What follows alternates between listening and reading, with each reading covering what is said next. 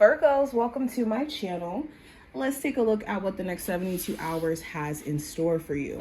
We're going to first take a look at what's manifesting and growing in your life during this time frame. Then we'll look at the messages from your spiritual team and then do about a 6-card spread to see what the love energy looks like, career, general advice, challenges, all that. If you're new here and you want to see future readings and you're not already subscribed, make sure you hit the notification bell and the subscribe button so you never miss a beat. And I will leave my information below if you want a reading with me personally. Okay, let's get into it. So we're going to start off with these oracle cards first, and then we'll go into a full-on spread. First cards, we have what's manifesting and growing for you. We have distractions and clouds as the first card. We have infinity, which represents unlimited potential. We have reflection, which is represented by the mirror. And last oracle card we have is globe, which represents possibility. So what's manifesting and growing in your life? So as you continue to tap in to new spaces, a new path for yourself as a whole, there could be a growing sense of distractions or things that are trying to throw you off your path. And you'll be able to spot it as it comes in. It could be random stuff like people just popping up out of the blue, old friends who are like just randomly coming back up, or old exes, or things that could potentially try to knock you off of what you're working on.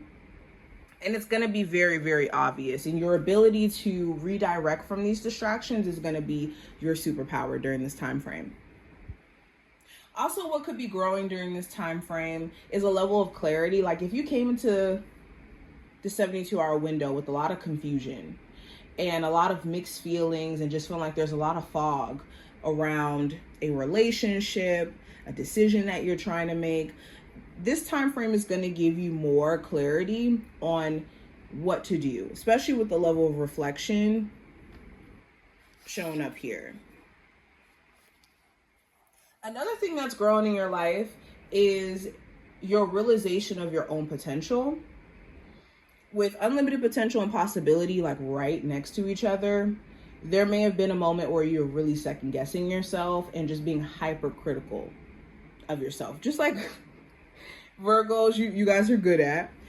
But you could be realizing like, wait, I actually do have the potential to really see success within this business, for example. If I did X, Y, and Z. Like the possibilities are a lot more endless than you may have perceived them to be previously. You may have felt like things were stagnant or stuck, or there was nothing that you could do to grow, when that isn't true. Now, going into the messages from your spirit guides, first card we have is the third eye chakra. We also have darkest fears. We have daydreams and decisions. And last card we have is listen. Your spiritual team wants you to really sit with yourself during this time frame and really assess like, what are you afraid of and why? Are your fears even real? Are you projecting things that you just don't want to experience that may not even be on your path, period, but could be actually stopping you from your own full potential? And your spiritual team wants to call out like, we didn't give you the spirit of fear. God didn't give you the spirit of fear. This time frame also, Spirit is saying you need to really listen to your intuition. The more that you ignore it, the more that you build a lack of trust with yourself, or you build this wall that keeps you from your own intuition when you ignore it. And you also disconnect yourself from your spiritual team in ways that you may not even be able to see when you ignore your intuition. Now, let's go deeper. For the next 72 hours, what is coming through for my Virgo, Sun, Moon, Rising, and Venus placements? What is coming through from our Virgos for the next 72 hours?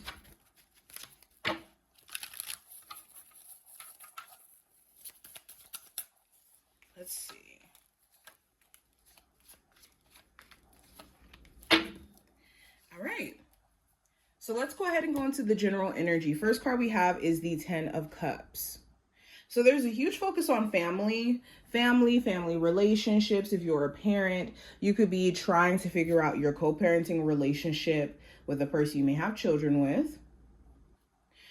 There also could be some good news that you receive in regards to someone in your family either expecting or about to have a new member of the family brought in. I can't talk right now. With the 10 of Cups also, if not family, this could talk about something that makes you really, really happy, or you come to a place to where you're realizing you need to do things for the sake of your own sense of happiness. Okay, like if you've been neglecting yourself for the sake of trying to keep everyone else around you happy, this may have put you in a very miserable position in a way where it may have been feeling really, really hard for you to like enjoy life or to catch up in life. So this time frame is teaching you to tend to your needs and not forget it. Now, going into career and finance, I have the King of Swords in reverse. So there may be someone who you work with who's very nasty in the way that they communicate. Like they may not be someone who acts like a team player, or they could tell lies. Like they could misconstrue things that you do or you say and tell, other managers or other people that you work with the opposite of the truth. For others of you, it could be more so you feel like you're kind of disconnected from a workplace where a lot of the times the stuff that's going on at work, you have to try your best to kind of disconnect from entertaining. King of Swords in reverse also talks about like needing to take care of mental health so that whenever you are showing up for, let's say, work or your business, that things that are going on outside of work and outside of your business doesn't affect you in your performance. And that could be a bit challenging. Now, going into love, we do have the Tower card. So with love, for my singles, you could be realizing foundationally what has not been working for you in past relationships. And this could look different for each and every one of you. For some of you, it could have been, in your past, you may have succumbed to a lot of people pleasing. So a lot of your relationships just kind of broke you because there was a lot of your needs that were just being neglected.